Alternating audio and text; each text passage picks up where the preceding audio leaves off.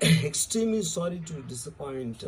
అంటే ఇప్పుడు ఏదో ఉనికిపోతున్నాను, మంచం కింద కూర్చొని ఏడుస్తున్నాను అని అందరూ what ever the media speculating, వాళ్ళందరికీ చిన్న డిసప్పాయింట్మెంట్గా ఉండొచ్చు వీడియో.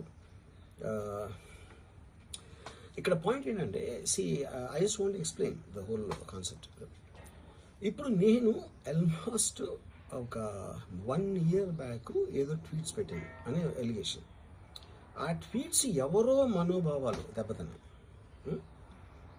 ఇక్కడ విచిత్రం ఏంటంటే 1 year బ్యాక్ పెట్టిన ట్వీట్స్ 4 డిఫరెంట్ ప్లేసెస్లో 4 డిఫరెంట్ జ్యూరిస్డిక్షన్స్లో 4కి ఒకే 3-4 రోజుల వ్యవధిలో వాళ్ళ మనోభావాలు దెబ్బతిన్నాయి.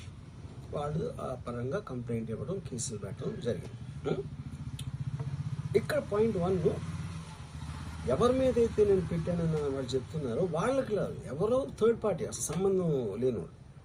సో ఆ కాంటెక్స్లో అసలు ఈ కేసు ఎలాగా, ఈ సెక్షన్స్ ఎలా వర్తిస్తాయనేది అప్పుడు ఆబ్వియస్గా నాకు వచ్చే అనుమానం కానీ, నాకు కానీ నా మనుషులు కానీ, ఇది ఒక పర్సిక్యూషన్ చేయటానికి ఒక పద్ధతి ప్రకారం ఉన్న అలౌబుల్ లాస్ని వాడుతున్నారా, లేకపోతే ఇప్పుడు వరల్డ్ ఓవర్ ఒక ఫినామినా ఏం జరుగుతుందంటే, పొలిటికల్ పార్టీస్ వాళ్ళు they are weaponising the systems of the police. అది అమెరికాలో జరుగుతుంది, యూరోప్లో జరుగుతుంది, ఇక్కడ కూడా జరుగుతుంది.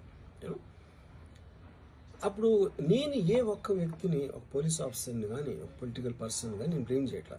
I think it happens in certain ఒక ఏమంటారు దాన్ని, ఒక వే. అది అందరూ కూడా ఎంతో కొంత అది చేయటానికి టెంప్టేషన్ ఉండొచ్చు.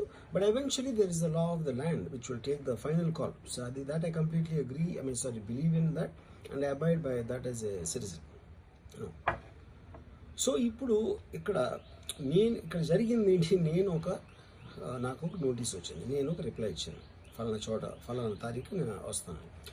అప్పటికి నాకు జరుగుతున్న పని ఒక ఆన్గోయింగ్ స్కెడ్యూల్ ఉంది కాబట్టి, నాకు ఫిల్మ్ వర్క్ ఉంది కాబట్టి అవ్వలేదు. అండ్ ఇట్ ఈస్ వేరే ప్రొడ్యూసర్కి చేస్తాను, ఆ ప్రొడ్యూసర్కి నష్టం వస్తుంది కాబట్టి నేను మళ్ళీ టైం అడిగాను.